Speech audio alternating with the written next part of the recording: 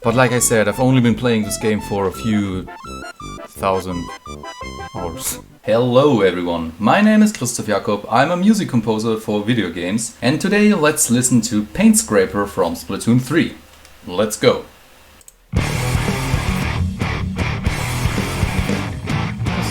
This is a nice start. Okay. Just listening to the intro again.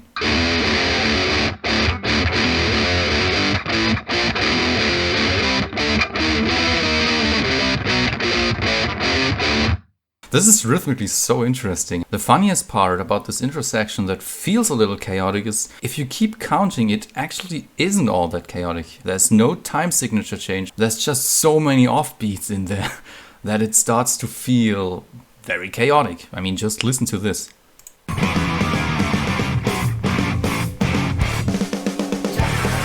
If we just try to focus on the rhythm, it's regular 4/4 time signature, even here.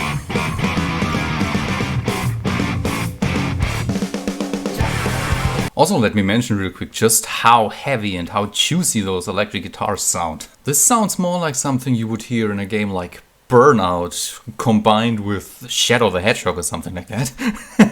It sounds very heavy and it sounds very edgy. I think this is the first time ever since the first game that the guitars are playing in a tuning that is below standard tuning, which is typical for genres like hard rock or metal.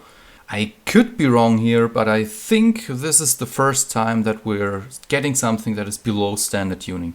But like I said, I've only been playing this game for a few thousand hours.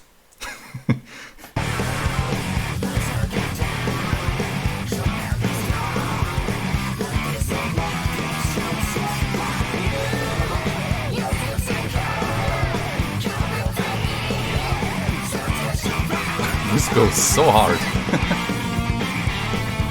I think during the verse part of the song, the guitars were pretty much just playing the exact same thing that they played in the intro section. Let's check again.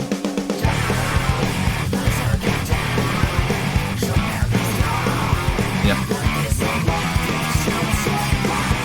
This is also pretty chaotic melodically. I also really like how the vocals in this first part don't really focus on specific notes. These vocals have an approach that's similar to what you'd hear in genres like, you know, rap or hip-hop and stuff like that. Or obviously metal, but it's a little bit all over the place. Now, bam, bam, bam, bam. That is also pretty interesting. I also really like how you can't even tell whether this tune is in minor or major or anything like that. Because just listening to this intro riff, you can hear that both the note that's typical for minor and the note that's typical for major are included in the same riff, so...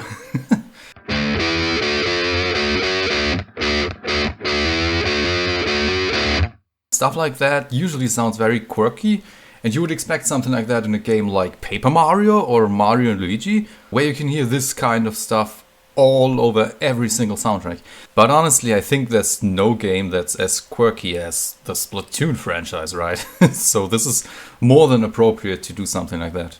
Yeah, this is the first part where the tune actually changes a little, I'd say.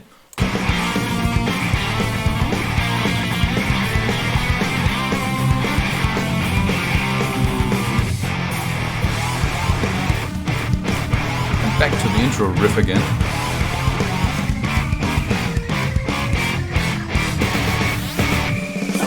With a little twist.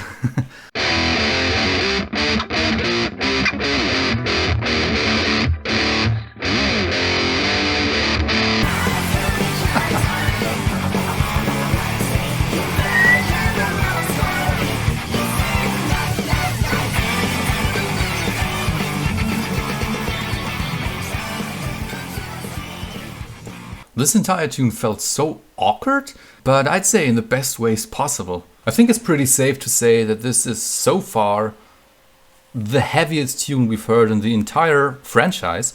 I think the only other tune that was close in intensity to this tune was Metallopod. Metallopod?